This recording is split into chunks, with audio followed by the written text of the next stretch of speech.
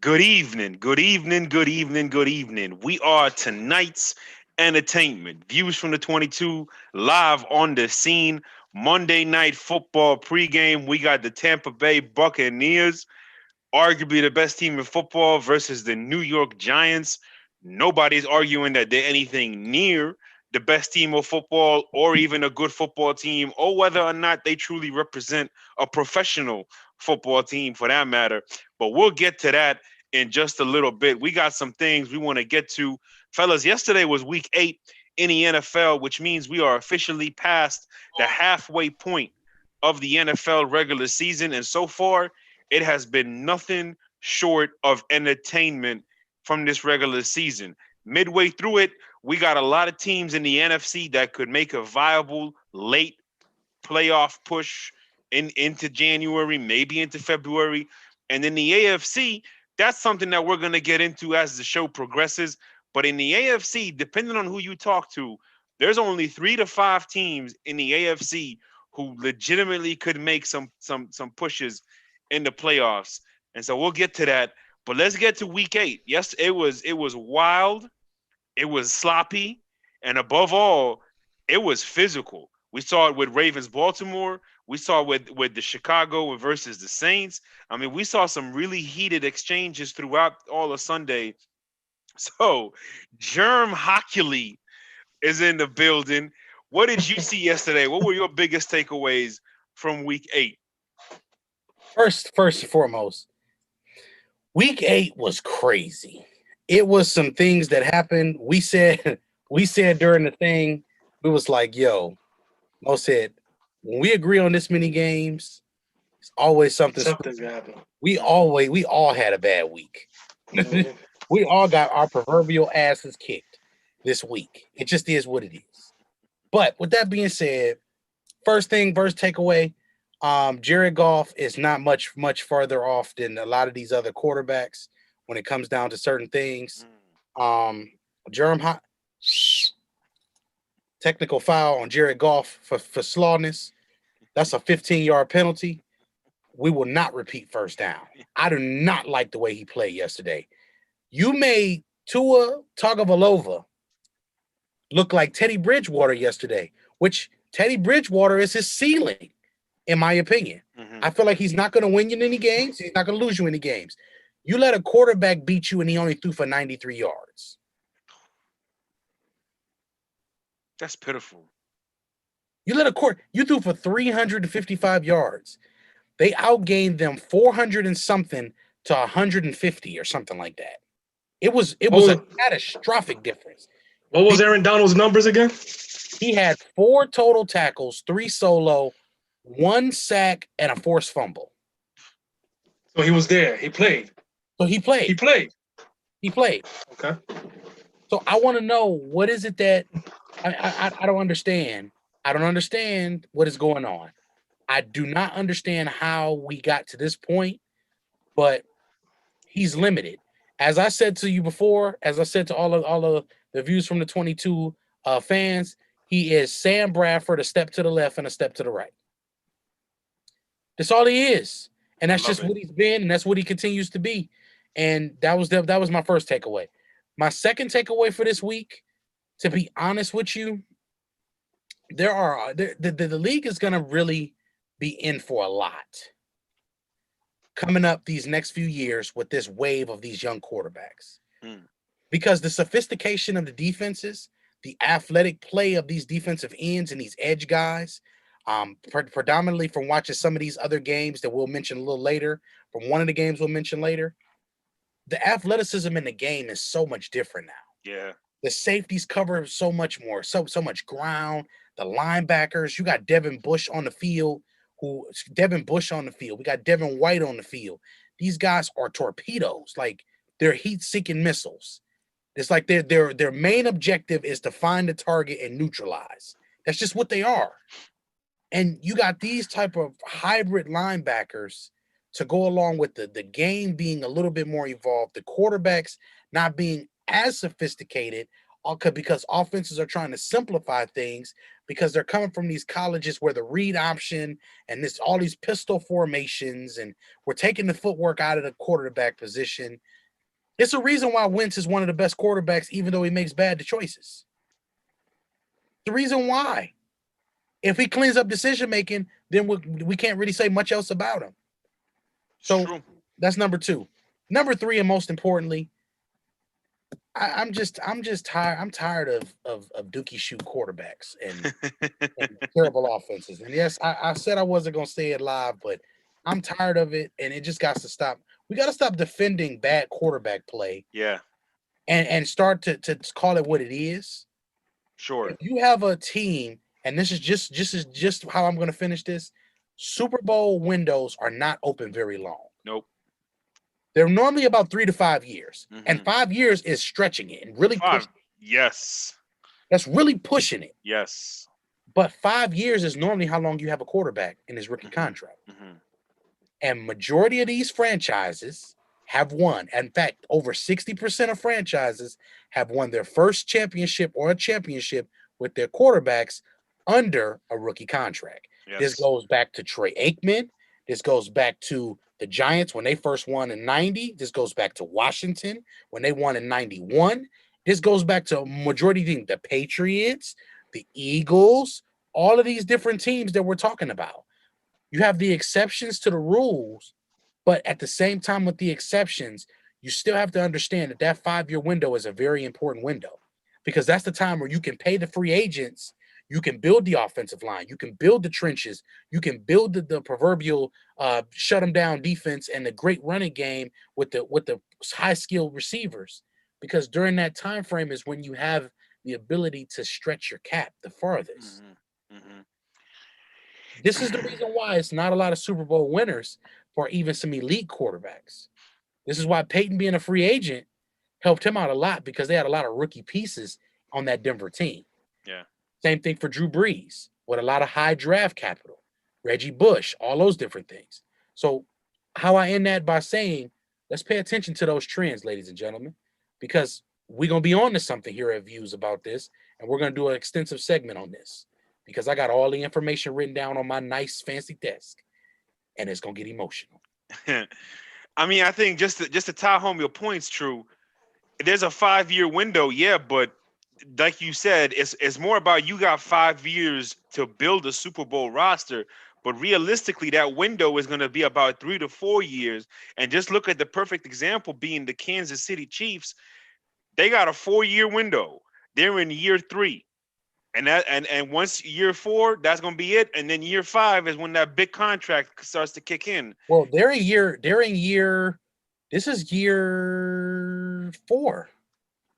Well, remember for Patrick didn't play his rookie year. Maybe he only played one game. Right, so, but because of the way that contract was constructed, and because of that early extension, it extended the window past that 5 years because I got you. Right, which is good for the. But again, that is a perfect example of having a perfect situation, which isn't going to happen too often. You know, as far as those athletic linebackers, we're going to see 2 of them on the field tonight, and they're some of the very best in the world, to be honest with you, and Devin White and Levante David. As far as my biggest takeaways from yesterday, the first one being that Browns-Raiders game, I thought that game was a big game in terms of that 7th seed that's now available for playoff seeding. That's going to be a very pivotal game when it comes down to it in Week 16. And I thought, Cleveland really just botched an opportunity to give themselves a real solid positioning to get to the playoffs.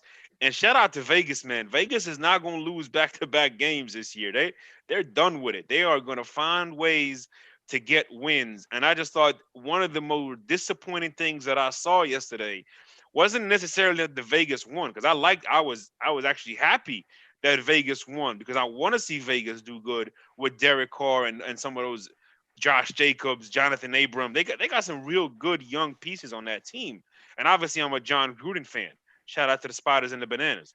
But one of the most disappointing things I saw was that the Cleveland Browns scored 6 points at home. That's just something that they can't have happen. And that to me was very disappointing. And Nick Chubb, fellas, can't come back soon enough because his value is unbelievably high for that offense and for Baker Mayfield. Second takeaway, I know I've said this before. I'm going to say it again. Put some respect on Brian Flores' name. Who knew? Who knew he would turn out to be one of the better coaches from the Belichick coaching tree? He doesn't get nearly enough credit for the job he is doing down in South Florida and Dade County. He has just been tremendous. Yesterday, they scored in all three phases. They're starting to win games they shouldn't win. They're competitive in just about every single one of their games. Shout out to Brian Flores. Round of applause. That man deserves to be there when it finally comes together in Miami and they can become contenders. Because if they end up pushing him out the door when they feel it's time they're contenders, contract the Dolphins completely because that's some bullshit. Sorry, YouTube. Last takeaway, Tennessee. Tennessee is a very good football team. The reason I have a hard time falling in love with Tennessee is because they constantly shoot themselves in the foot. Yeah, they've been winning, but you see these last 2 weeks, it's catching up to them. You can't constantly shoot yourself in the foot and beat yourself and expect to beat good football teams in this league. We talked about it when New England constantly, when they had Brady and Belichick together, they did not beat themselves. That is the one thing. You had to go out there and make sure you beat them. Same with Pittsburgh. You got to go out there and make sure you beat them. Kansas City, you got to go out there and make sure you beat them. Tennessee, unfortunately, is not always that team where you got to make sure to go beat them because sometimes they're just going to beat themselves. And we saw that yesterday versus the Bengals. We sure saw it against Pittsburgh 2 weeks prior. Those are my three biggest takeaways from week 8. Vic, what you got? Yeah, I mean, you guys pretty much covered most of it. The first thing I want to start with is I put out film of Ronnie Stanley. He is now out for the season.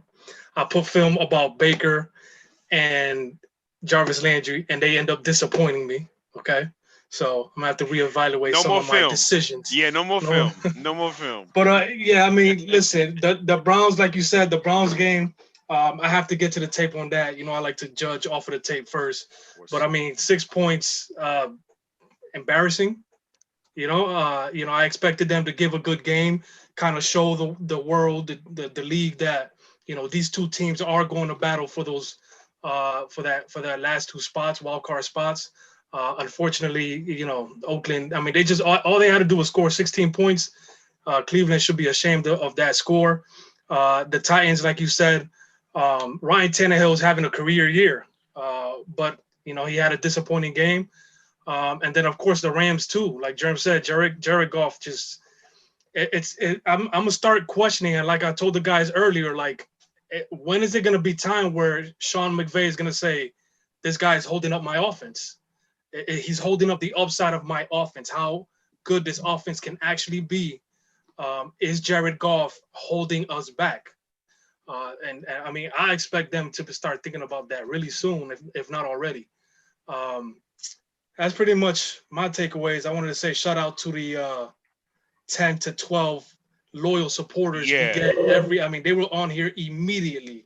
So immediately. You know yeah. So shout out to April, who was the leadoff hitter tonight. Shout out to Josh Storms, Siobhan. April, keep your negativity away. With that Go Giants comments. Psh, nobody wants that. Tanya in the building. She's saying, watch it, Jeremy. She said, watch it, Jeremy. That's she used your government name. You might be in trouble there. Jorge in the building. KG in the building. KG certainly happy today. Trav in the building talking about David and White, 2 of the best in the league. Absolutely. Category Storm is bringing up the fact that the Browns, at the end of the day, they're gonna Brown. And yeah, Trav, I agree with you. April, that's just negativity and hostility. We just don't need. And she said, look, shut up, Milam. Milam. Oh my God. Milam. It's been 37 months. Milam. Yo. Oh shit, that's Oh twice, man. 3 times. Boom. Hey, guess who's in the comment section?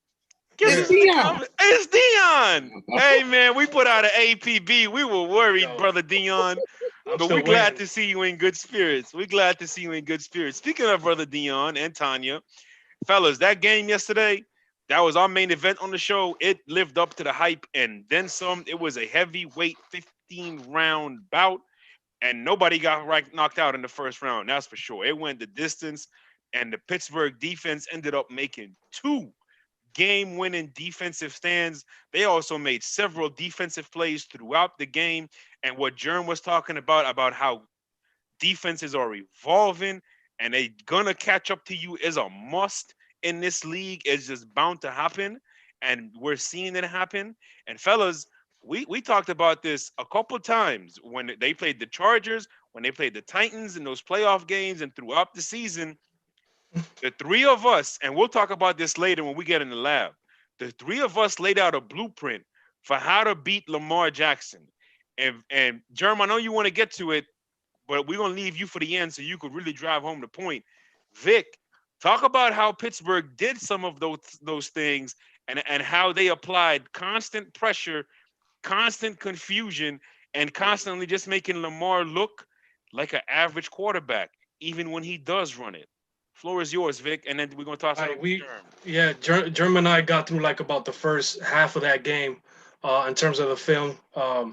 And I mean, they kind of kept some things simple in terms of how they going to contain him within the pocket. Um, what they basically ran some stunts between the other three linemen that would be like, let's say on the right side. Then they had like TJ Watt go directly to Lamar. So whenever the ball was hiked, it was either TJ or Bud Dupree ran directly to Lamar, let everybody else kind of handle the running game, kind of handle the coverages and things like that. And the Ravens were able to get some successful chunk yards off of that. I mean, they had over 200 yards rushing, but they contained Lamar within the pocket. They kept him to 40 yards rushing. And again, the back end, the secondary played perfectly. As you can see, they didn't have to defend the outside. They defended in between the hash marks, and they limited the gaps, the spaces, the windows that Lamar had to throw to. Mm-hmm. And it was, I mean, it was a pretty simplified defensive coverage. They killing me right now over here on the chat. It looked like, but Germ is pretty much gonna touch on it. I think he was able to see a little bit more than I was.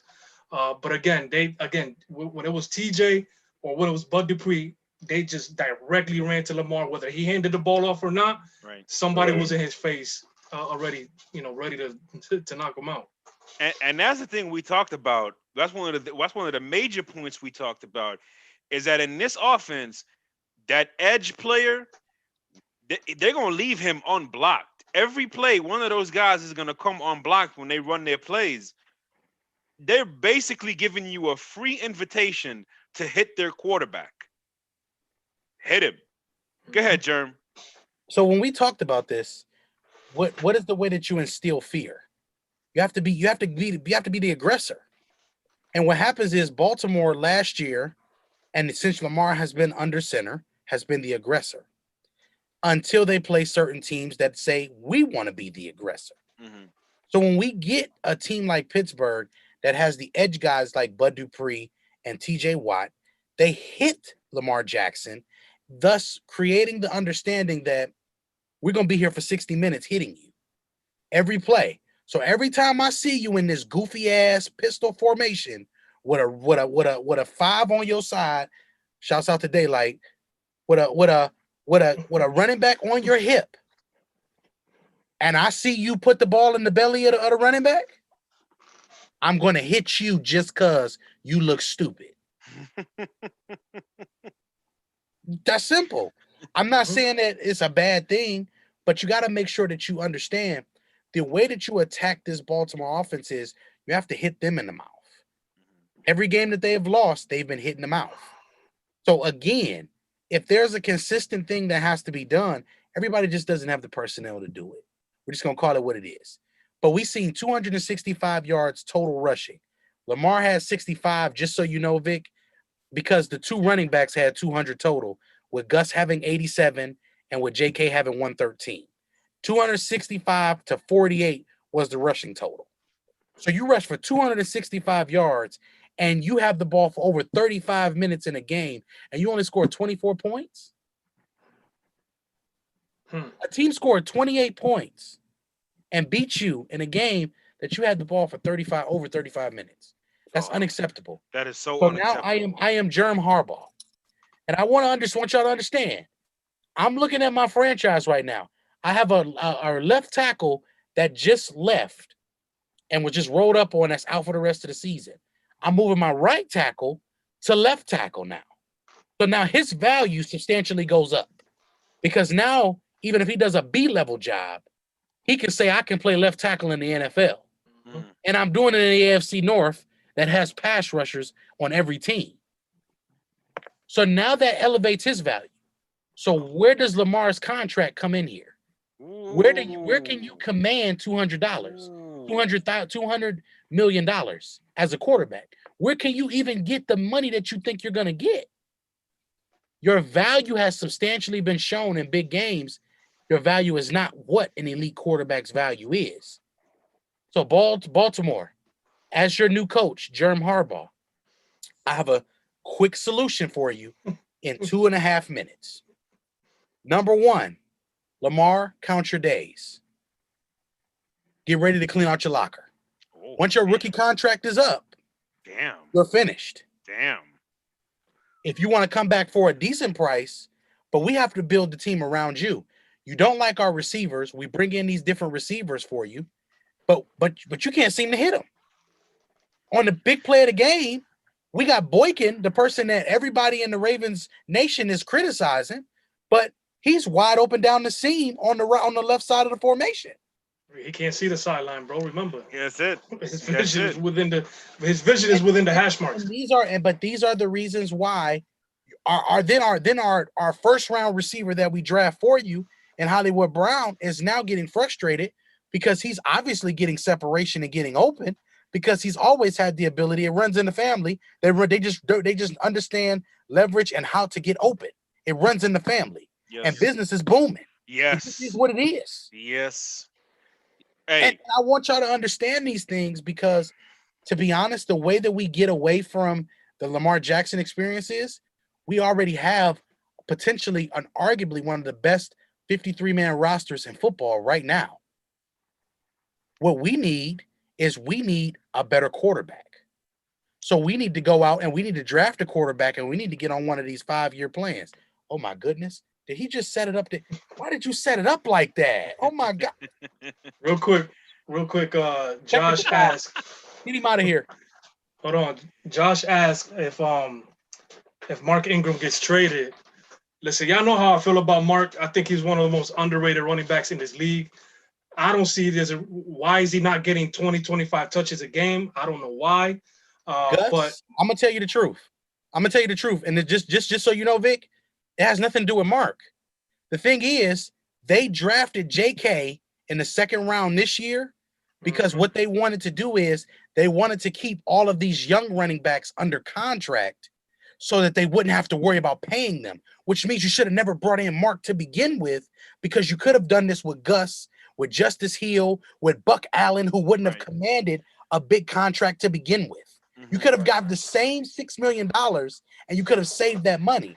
But this is, again, a bad GM who people are trying to act like he's done something and he's living off the morals of Ozzie Newsome, a former Cleveland Brown. So I don't want to hear any more about Eric DeCosta because DeCosta is not doing anything that we haven't seen be done. Ozzie and this franchise have never drafted offensive players well. They've actually done better picking them up in free agency. Jacoby Jones, Anquan Bolden. The only guy that you have rights to claim is Dennis Pitta. The rest tight end. And there we go. Yeah. And that's all we need to say. Right. And I mean, look, I think at the end of the day, like, because we don't want to make this a full Ravens history, yada Yeah, yada no, yada on that. That's it for me. No, for sure. But just the bottom line of it, Germ, with your point, with Eric DaCosta, his two biggest free agent signings, since he took over, were overpaid and underproductive. And that's a recipe for having cap casualties. That's a recipe for having just certain positions that are just too much, and that you're not getting what you need out of it. And that's going to have a domino effect everywhere else on your roster, aka your pass rush. Shout out to Darius Smith, who's thriving in Green Bay. Let's get to this game, fellas. Let's get to this game. Get people out of here. We got the 5-2, the 5-2 Bucs against the one and not even relevant New York Giants. Over under in this game is 46.5. The Buccaneers are getting 13 points. I'm gonna just dive right into it, fellas. I think this game is gonna be real simple for the Buccaneers. I think defensively, you got to keep this scheme simple, because next week is when you need to pull out that full force, and we'll dive into Todd Bowles' defense leading up to next week's matchup with the Saints. As for tonight, can I get a basketball timeout? What's up, Jorge? If you ask me about the Astros again, I'm gonna ask you about the Mets. Ask him about Saquon Barkley, who was taking that too, and now your franchise is ruined for the next. I got you. Hold on, wait. Hey, what the Giants gonna do tonight? Lose by 28. That's what they're gonna do.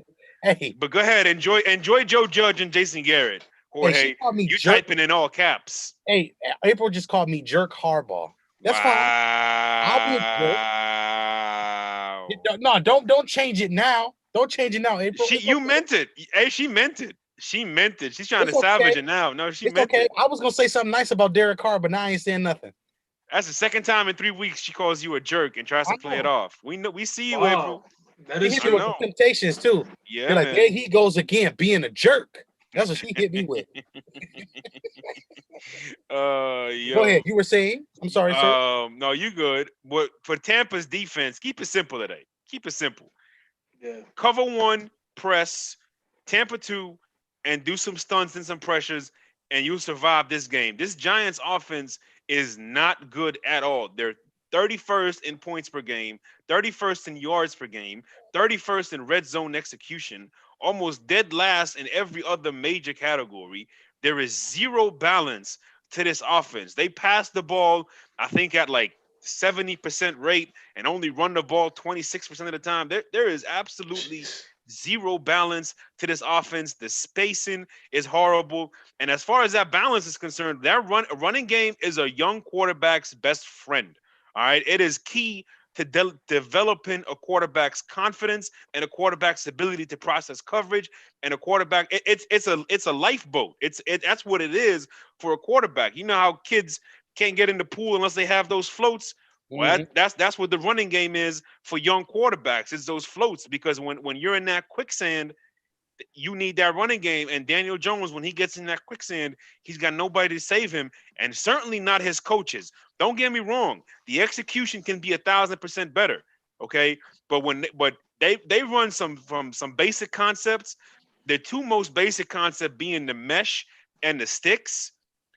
There's horrible spacing and horrible design in all those plays constantly. Horrible spacing and horrible play design constantly in all those plays. As far as Daniel Jones, I think the biggest thing you're seeing from him is he doesn't really have confidence. He has a hard time processing coverage. And the most important thing, he's very trigger shy.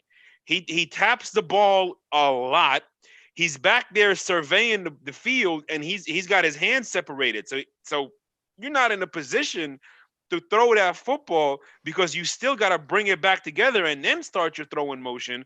So that right there in itself is causing half a second in terms of spacing and coverage and defending and all of that.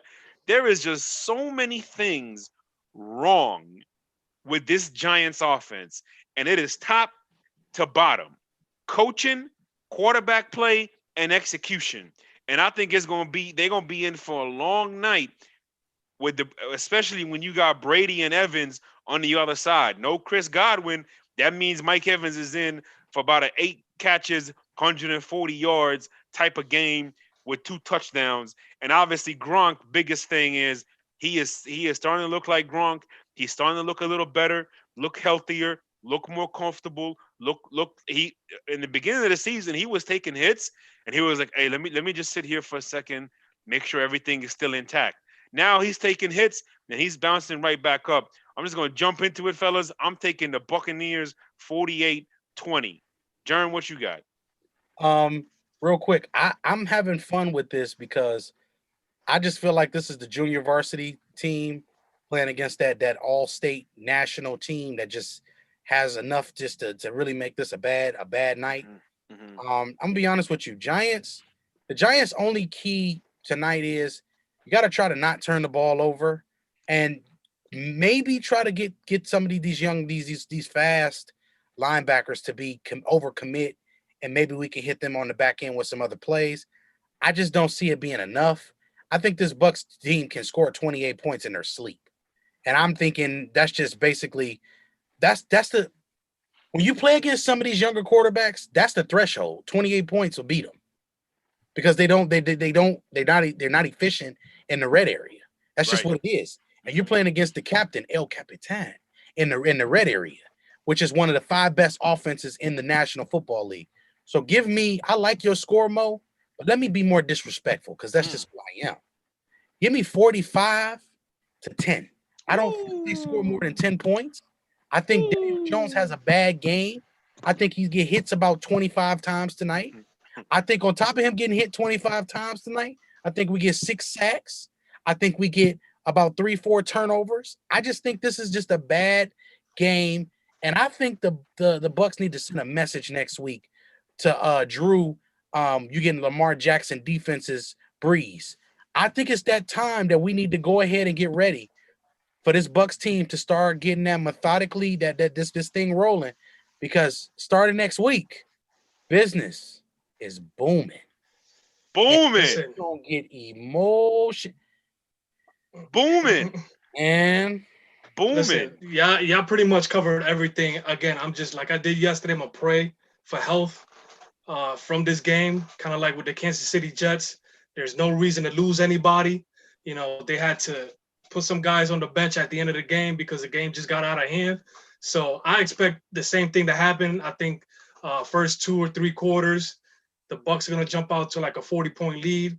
Hopefully, put the guys out to the bench. Mike Evans, even though I need to see him more involved in the offense, I need Brady. I need you to look at my guy. I need you to give him some touchdowns because I predicted the 20 touchdowns from Mike Evans this year. But I also want to see him healthy throughout the season. So again, you know, you guys covered everything, man. It's the Giants. I mean, at this point, they're just gonna have to see what they got in Daniel Jones. Is he gonna be the quarterback for the next 5 to 10 years, or what? And even Jason Garrett and Joe Judge. Like, I mean, I don't think Garrett should have another job. So, and the only thing that we're gonna be able to figure that out with Daniel Jones, seeing that this is what, year 2 of this experiment, or year 3? I think it's 3. Yeah, year 3 of this. Year 2. The only way we're gonna figure this out, yes, year 3. It's year 3 because Saquon is in year 4. Daniel Jones was the year after.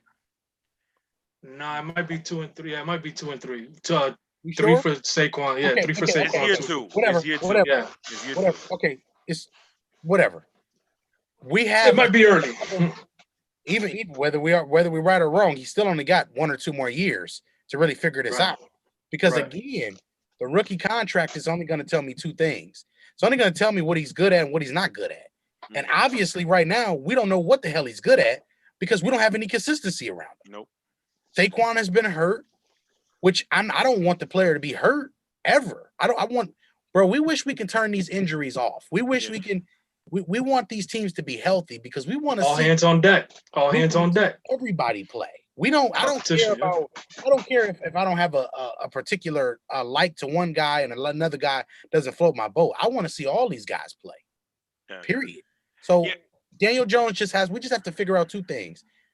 Is he a franchise quarterback? Meaning, can he be an elite level top 10 quarterback? If the answer to that question is no, you may have to move on. Right. It's that simple. And then last but not least, and I'm passing it to Mo. No, go ahead. Wrap it up. It's just really simple. Can he be a guy who commands a team to game plan for him every single week? Game plan means, are they going to say, hey, let's take this away, and that makes another player's job easier? Yeah. That's the ultimate job of the quarterback. Mm-hmm. Does this guy make this guy better? That's why Lamar Jackson, this is a nice thing I'm going to say. Wow. That's why Lamar Jackson was an MVP winner, even though I don't think he should have won it, because he made the running game for the Ravens a more potent and more dominant attack, because you have to account for his explosiveness. Yeah, it just is what it is. Yeah, and I mean, real quick, like if everybody's talking about the Jets, everybody talking about the Jets going for Trevor Lawrence, I mean, shouldn't the other New York team be thrown in there too? You know what I mean? Like, they're going to be probably 1 and 2 in this upcoming draft. You know, so why isn't that the same energy? You know, for against they're carrying the same energy. The same energy should be for Daniel Jones as it is for Sam Darnold. Agreed. Because at the end of the day, Daniel Jones might have a little bit more weapons to work with in New York. However we feel about those weapons. So, you know. I mean, he's got Sterling Shepard, Golden Tate, Evan Ingram. He's got an offensive line that they heavily invested in. So it's not like they haven't been trying. It's just they went really wrong with the coaching hire. And you know me, I was off Daniel Jones coming into the league. He showed enough where it's like, okay, maybe I was wrong. Maybe he can get there. But there's still a lot of things that he's displaying that's just not good enough.